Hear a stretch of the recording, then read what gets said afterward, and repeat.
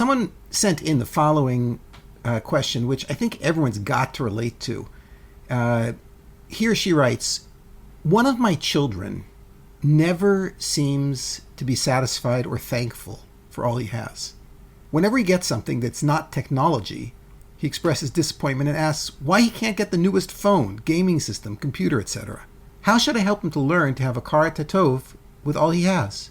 How can I help him see that these things are not important to life, and that there will always be newer things coming out, and that just because others have something doesn't mean he needs it, should have it, or that it's good for him? I spend a lot of time with him, but the conversation always comes back to more and more things. If he got these things, I know he wouldn't be happy. Okay, so this question from this Inner Circle member, I've probably been asked 6 times this year from parents. And there's several parts to the answer. The first part of the answer requires that we focus on exactly what the Inner Circle member focused on, which is thankfulness, hakarat tov.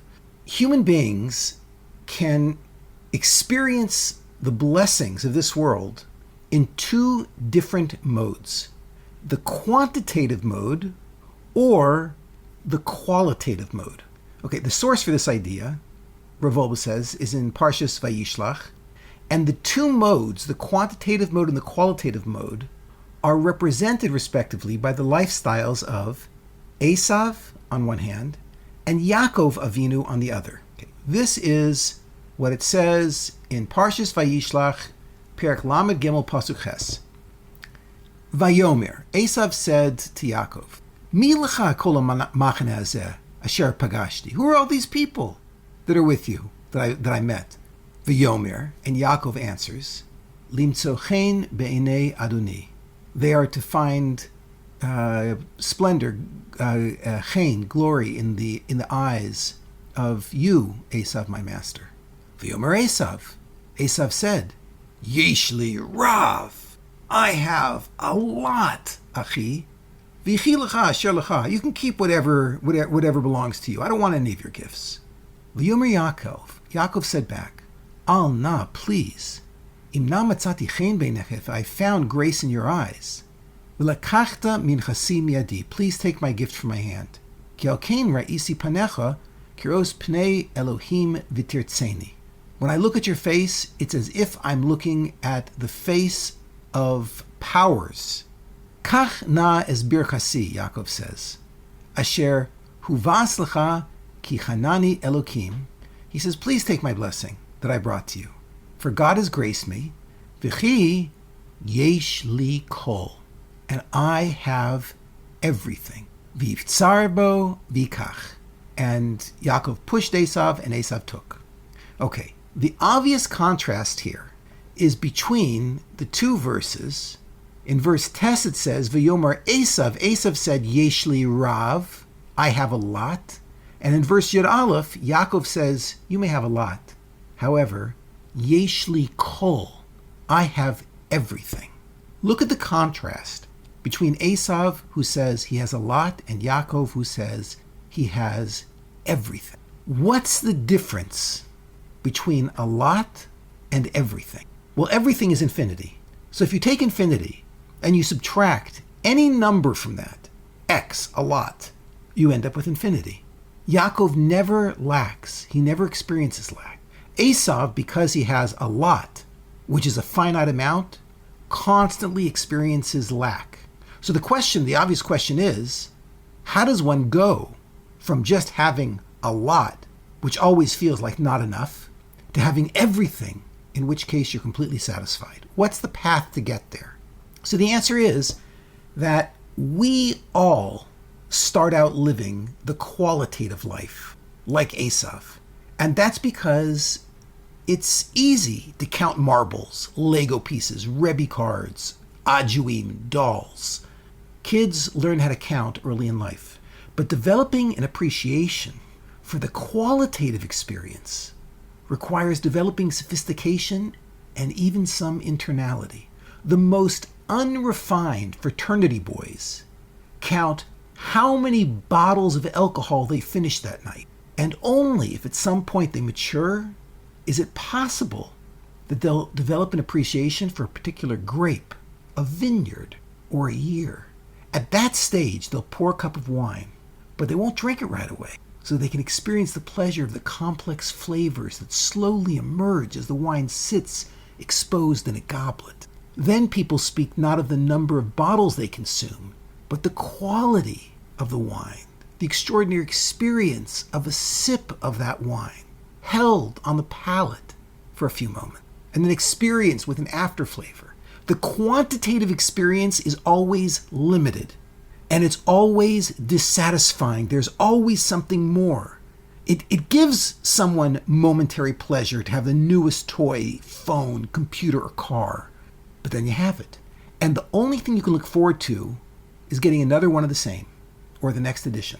I'm going to give you an extreme example of this. Sheikh Hamad bin Hamdan Al Nahyan is the mayor of the western region of Abu Dhabi. Among the hundreds of cars he owns, he's famous for having the Mercedes S-Class in 7 different colors. How many cars can you drive? Why do you need 2 cars? Why do you need 7 Mercedes S-Class in different colors? And the answer is because if there's one more color available, you must own it or you lack. That's the experience of Asaf. The car collection of the 29th Sultan of Brunei is the largest private car collection in the world. It consists of approximately 7,000 cars, which have an estimated combined value of about $5 billion US. If someone owns 7,000 cars, come with me here for a minute. Come into the experience. If someone owns 7,000 cars, how much pleasure does he get from each one? Is there any emotional component whatsoever to that pleasure? Is there any human relationship tied to it? I once counseled a couple. Their child had a lot of stuffed animals, and they said to me, we're a little irritated. There's a lot of stuffed animals around the room. Do you think it would be okay if we threw out some of the stuffed animals? Okay, so that's a very serious thing. You're going to start throwing away kids' toys. And they said, we don't think that those stuffed animals mean anything to him. So I asked, how many stuffed animals does your child have? And they told me, well, over 100. Okay, now, when my wife grew up, she had a little stuffed dog. And her whole childhood, she had this little stuffed dog, and that was her transitional comfort object. And at the time when I met her, when we were 19 years old, she still had that little stuffed dog sitting on her bed. There was an emotional component. That was her stuffed animal. But if you have over 100 stuffed animals, how much of an emotional connection can you have to that piece of gashmias? When, going back to cars, when I was a student in college, when I was at UCLA, I got into UCLA and I wanted to be independent as much as possible. UCLA was an affordable school, and as much as I could, I wanted to try to make it without putting too much of a burden on my parents. And so every morning I would get up early and I would ride my bike from my home, which was in West LA, to UCLA. And it was a good hour bike ride. And that's how I got to school. I would lock up my bike, go to all my classes. At the end of the day, go back to my bike. It was getting dark, and I would ride my bike home again. And I worked really, really hard when I was at UCLA. At least my last couple of years, I worked really, really hard. First few years, I was on the ski team doing some other things. But I was working hard at UCLA. And my parents saw my grades. I had not been the most stellar high school student. And when my parents saw that I was getting straight A's and I was making the dean's list at UCLA, they were so proud that my dad, who worked in the car industry, ordered a car for me. He ordered me a brand new Trans Am. And what he did was he got one of those forms that you use to order a car from the dealership, and he checked off every option that the car could possibly come with. And one day, this giant truck came and delivered this thing in front of our house. And my parents called me outside to see this white Trans Am that was loaded. And I said, what is this? And my parents handed me the keys and said, this is for you. We're so proud of you. That car represented for me how proud my parents were of me. And then I met my wife, and I dated my wife in that car. So I have lots of memories from when I first met her, and we used to go out together in that car. And then I remember when we decided we want to move to Eretz Yisrael. Obviously, we're not taking the car with us. And we went together, my wife and I went together to a used car lot, and we left the car there. And I remember it wasn't just a car. There were so many memories that were wrapped up in that vehicle. So that car had so much emotionally happening that if someone would have said to me, hey, would you like a second car also? I would have said, like, what are you talking about? Like, I can't drive two cars, and this is my car. This is my car. This is the place where all of these memories and these relationships all converge. This is what reminds me of all of those experiences I've had. Why would I want some other car? I have a student who's had many, many Gedolim come, many great Torah sages come and eat at his home. And his dining room table it's getting old. It's really, really, really old. Not like 5 years old or 10 years old. Like it's many, many decades old. And one day, someone said to him, why don't you get yourself a new table? And he said, but this Gadol sat at my table, and this Gadol sat at my table, and he recounted all the experiences, and the experiences with his family, and all the friends, the events that he's been through, all at that table. That's a qualitative experience of a table. Okay, now, depending on your skill level and how deep you are, and how much you're emotionally mature, you can have a spectacular qualitative experience with something so simple, a cup of water.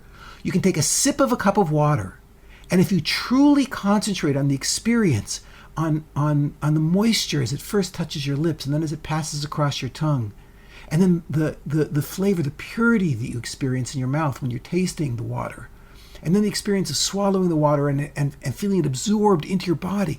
If you actually experienced one sip of a cup of water, it could so blow all of your circuits that you wouldn't have the bandwidth to handle anymore. If while you're in the middle of having that sort of experience with a cup of water, someone came and said, hey, you want an ice cold Pepsi? You would say like, shh, I'm in the middle of something right now. This is the qualitative experience. The quantitative experience always leaves us feeling we need something more, we need something new, we need another, we need the next edition. But the qualitative experience leaves us full and satisfied. The challenge is that leading the qualitative life, that is, learning how to indulge in the pleasure of something, is a skill that must be taught to children, and often to adults who didn't learn to do so as children. So how do you do that? How do you teach children to concentrate, to indulge in simple pleasures? So I know what happened to me and what we did with our kids when I was growing up and when my kids were growing up. Camping. Camping provides an opportunity to teach children to appreciate simple pleasures. How delicious a cup of hot, instant soup with noodles tastes when the sun has set on a long day of hiking and it's cold outside. We need to stop along the way and show our children the beauty of a flower and all the flowers and patterns Hashem used to create it. A sunrise or a sunset only takes 20 to 30 minutes. Okay, that's a lifetime for a child who's been raised with flickering electronic images. We need to teach our children to sit, to relax, to indulge in the pleasure of the show. And of course, that means we've got to do it with them, and we've got to do it with them often. And the qualitative life isn't limited to aesthetics. Children need to learn to stop and appreciate beauty, but they also need to be taught to indulge and appreciate company, friendship, time together. In this crazy situation that we've been in here in Israel, we've been locked down for a month. We got permission 6 hours ago to actually, for the first time, travel more than 1,000 meters from our home. Families were locked away from each other.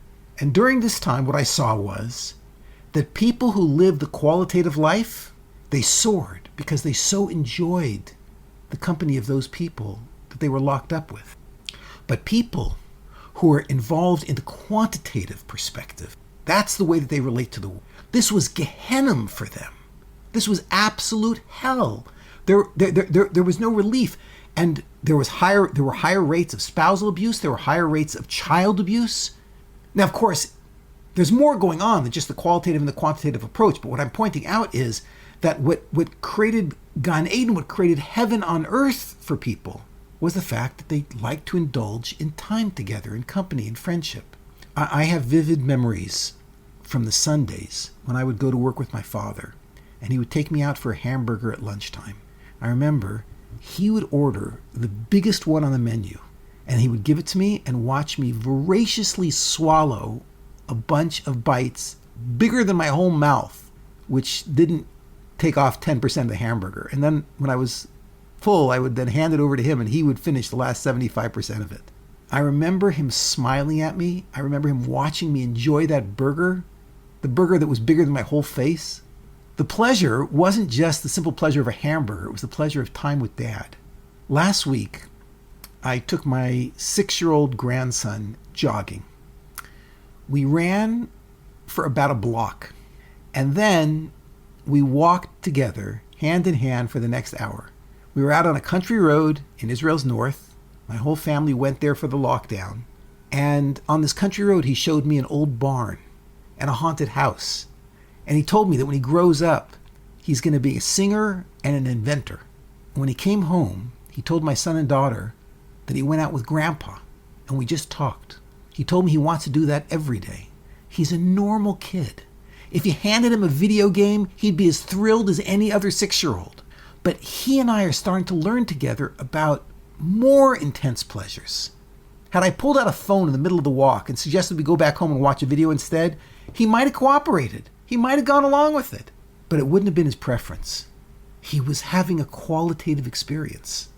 And as you're listening, you realize what the challenge is. The qualitative life must be taught to someone. People usually don't get it on their own. And just as it takes enormous time for the child to learn it, to enter into the world of qualitative pleasure and genuine satisfaction, so too it takes us adults enormous time to show them that world. Let's be honest, that's why we like video games and technology so much. That's why we, the adults, like video games and technology. It not only doesn't take a lot of our time to hand them the game, but it frees us from them. It gives us enormous time for ourselves. Sit a kid in front of technology and you can go off and do whatever you want. The technology companies, are selling us adults freedom from our children. And then we turn around and complain about what they're doing to our kids. So let's be honest. We are just as seduced as the children. So, if we want our kids to have a karat tov, then we have to teach them to be makir. We must teach them to see, to appreciate, to indulge, to see the beautiful, to indulge in the moment. We have to teach them to sit for time, but it's good for them. And the time that it takes us to show them the qualitative life is good for us as well. So that would be my attack. My attack on your question, the approach that I would use, the way that I would get to my kid, is by dragging that child by the hand with hugs and kisses into the qualitative experience. Okay, that's question 1. If there's follow-up, please go ahead and jump in. Fantastic. Okay. And if there are no questions, I'm going to just move into the next question that we have on the list. Okay. David, what does someone have to do if they want to ask a question? What do they do? Great. Wonderful. Excellent. So, first of all, I'm not sure that I agree with the premise of the book that there are children who would not prefer time with those that they care about and those who love them over everything else. If the book actually says that, I'm not sure that I agree. Just only based on personal experience and on Revolba's teaching about the Olam HaYedidus, I have actually never met a child, or I have to say an adult, who didn't really appreciate time with someone who loves them. I've never seen such a thing. And the truth is, the number one complaint that I get from children these days are there aren't enough caring adults in their life. Adults who really want to talk to them, to listen to them, to spend time with them, to play with them at their level. So if the book says that there are children who are not like that, then I don't know if I would agree. But what I would say is this. I'm big into giving children gifts, both to express love and as a bribe, as a reward to motivate children. I think that's a very valuable thing to do.